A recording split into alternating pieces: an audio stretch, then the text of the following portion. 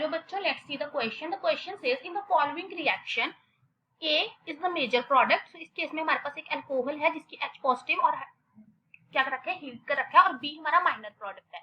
तो जो A major product है उसको HBr के साथ इन प्रेजेंस ऑफ H2O2 करवा रखा है, तो C हमारा मेजर प्रोडक्ट है। तो हमें बताना है कि जो A और C है वो हमारे पास क्या बनेंगे। तो सबसे पहले इस क्वेश्चन को करने के लिए हम की कंसेप्ट देख लेते हैं।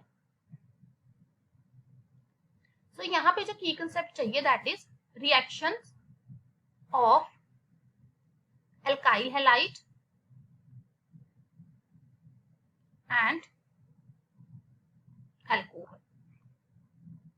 सो अगर हम अपना स्टार्टिंग में देखें तो सबसे पहले जो हमें रिएक्टेंट दे रखा है that is CH3 C CH3 CH OH CH3। So H positive की प्रेजेंस में और हीट की प्रेजेंस में सबसे पहले हमारे पास क्या होगा, OH जो है वो प्रोटोनेट हो जाएगा।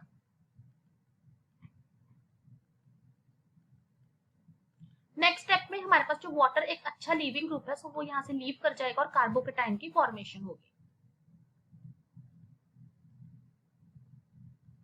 अब इस कार्बोकेटाइन को हम दो तरीके से आगे कर सकते हैं, इसमें एल्कीन बन सकती है। क्यों दो हो सकते हैं, क्योंकि यहाँ पे हमारे पास यहाँ पे भी देखो हाइड्रोजन प्रेजेंट है।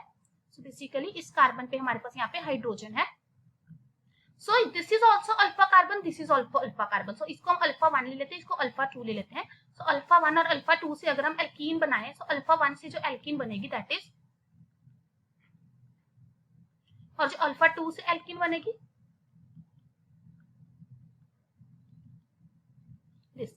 सो ये जो होगा हमारा, this is product A and this is product B, that means this is major. अब ये हमारे पास जो मेजर क्यों है, इसका रीजन क्या है, that is Saytzeff's rule. So Saytzeff's rule हमारे पास क्या कहता है कि जितनी अल्काइलेटेड एल्कीन होती है वो उतनी ज्यादा स्टेबल होती है। सो जो हमारा प्रोडक्ट ए है इसमें हमारे पास क्या है, देखो 1 2, यहाँ पे भी एक CH3 ग्रुप है। सो 3 अल्काइल ग्रुप्स हैं। इस केस में हमारे पास क्या है, देखो 2 हाइड्रोजन है, इस कार्बन पे भी एक हाइड्रोजन है, बस एक ही अल्काइल ग्रुप है। सो सेड्स रूल के अकॉर्डिंग जितनी हमारी एल्कीन अल्काइलेटेड होगी वो उतनी स्टेबल होगी। सो हमारा जो ए प्रोडक्ट बना दैट इज मेजर प्रोडक्ट। अब इस ए प्रोडक्ट की आगे फर्दर हमने रिएक्शन करनी है। सो हमारा ए प्रोडक्ट क्या है,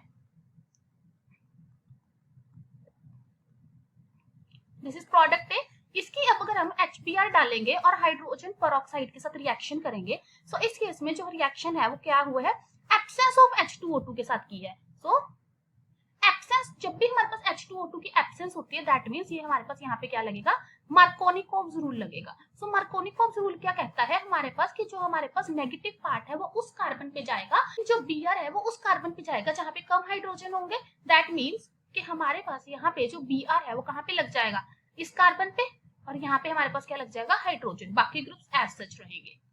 सो ये हमारा जो मेजर प्रोडक्ट है दैट इज सी, वो बन जाएगा। सो हमसे यही पूछा था कि ए और सी क्या होंगे।